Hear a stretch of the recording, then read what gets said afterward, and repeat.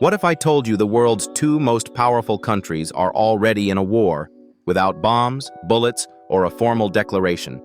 The conflict between China and the United States is not fought on battlefields. It's fought through power, money, technology, and influence. This silent struggle is shaping the future of the world right now. After World War II, the United States emerged as the global leader. Its military bases spread across continents. Its economy powered global trade. The US dollar became the world's reserve currency. For decades, America faced no real challenger. During this time, China focused inward, rebuilding its nation and stabilizing its economy. Everything began to change in the late 1970s when China opened its economy. Factories moved in, exports exploded, and China became the world's manufacturing hub. Cities grew rapidly, infrastructure expanded, and millions escaped poverty. Quietly, China was laying the foundation for becoming a global power.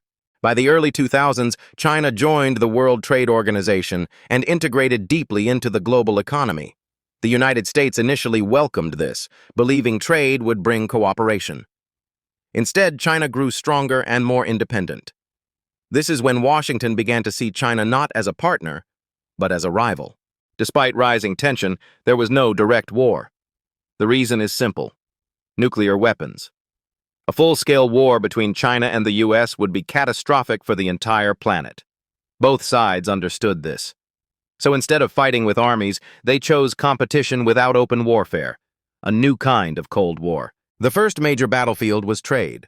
The US accused China of unfair trade practices and intellectual property theft. Tariffs were imposed on Chinese goods. China responded with tariffs on American products. Prices rose, supply chains were disrupted, and the global economy felt the shock of this economic war. Next came the technology war. The US realized future power depends on AI, semiconductors, and advanced tech.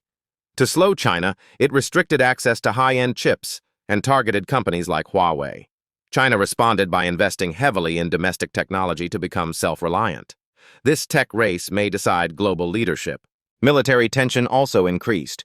In the South China Sea, China expanded its presence and built artificial islands. The US sent warships to challenge these claims. Neither side fired shots, but the message was clear. Control of strategic waters matters. Both are ready to defend their interests. Taiwan became the most dangerous flashpoint. China considers Taiwan its territory. The US supports Taiwan's defense. Any conflict here could escalate rapidly and draw in global powers. This single issue carries the highest risk of turning a cold conflict into a real war.